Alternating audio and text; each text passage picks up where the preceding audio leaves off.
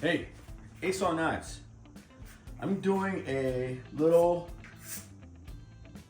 video here using a box cutter, doing what I do. This here is the mossy oak utility box cutter I just bought. I got two of them for $11.99, $6 each. Really cool. Really slim, super slim, and I'm excited to see how it works. So these are a couple of the lights I make. This is cherry wood here, recessed lights. They go up on the ceiling. So they're great for if you got low ceilings or whatever. But let's get to this. This isn't about the lights. So every time I make a light,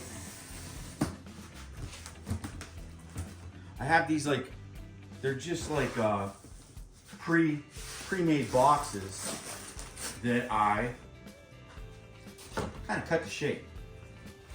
So I'm kind of fabricating the box itself for the package. So the knife capabilities, the first time I've ever used this, I'm already really happy with it, to be honest with you. Feels good in the hand, man. And not too bulky. And I knew that was going to be a good thing.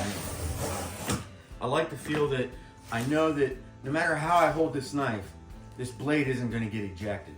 That seems to be my biggest problem when it comes to doing this process, is utility knives that have now because it's so small, it does feel like I'm laboring more to get a full long cut than if I had, say, a beefier knife. This is kind of how I do this.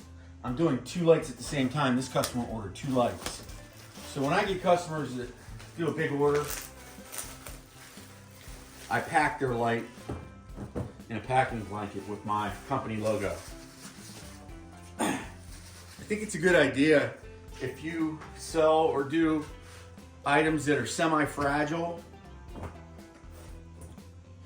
say they're a little bit fragile and they require packing of some kind. You can get these on Vistaprint, done with your logo on them, embroidered. And I think if you order enough of them, I think I ordered 50 of them, something like that, you can get them for about $12. I almost spend that much on packing material. And when I say packing material, I mean like this stuff up here. This foam, bubble wrap, things of that nature. Which I still end up using a little bit, but not as much. The blanket obviously serves as protection to the coating on the light, but it also serves as kind of a gift for the customer.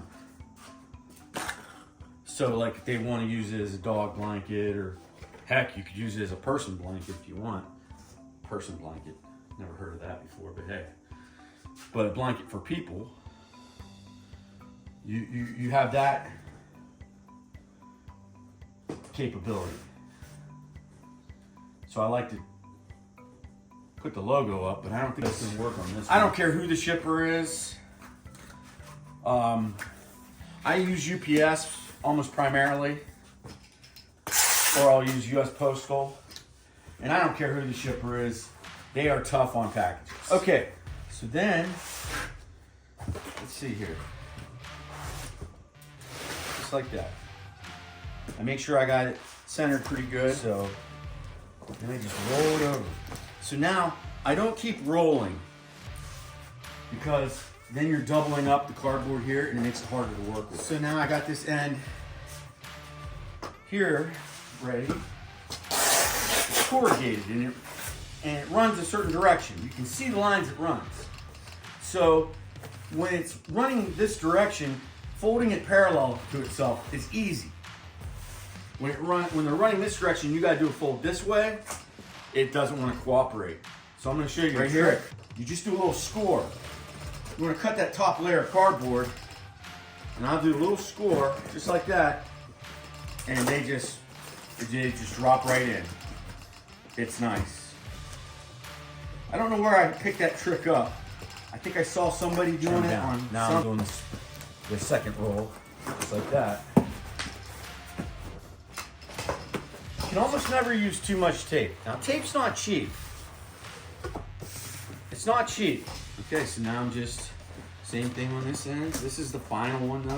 Now here's where I'll just go to town on the tape. If it gets there damaged or insecure because you didn't use an extra couple cents of tape, that's a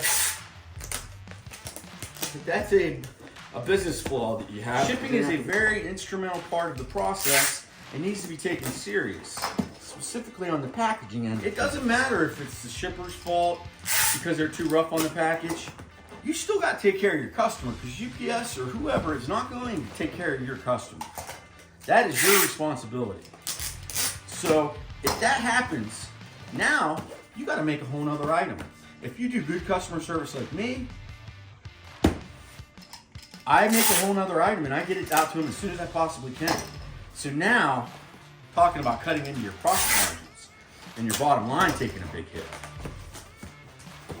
So there you go. That's how I do that. I buy stickers at Sticker Mule. My logo's on them.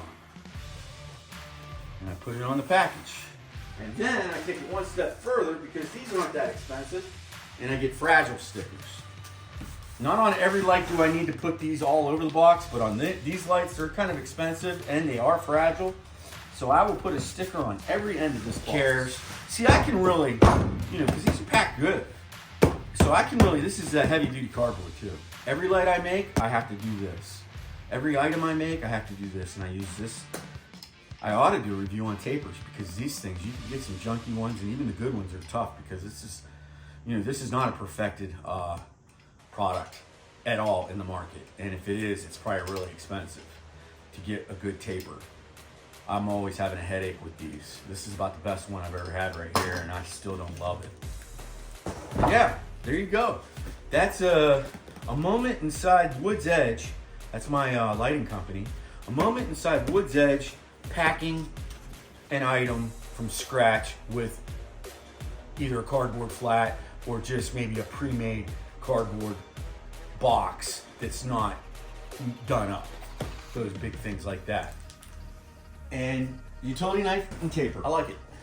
All right, guys, that's that. That's why I'm doing Box Week and why it's so important to me. Deuces.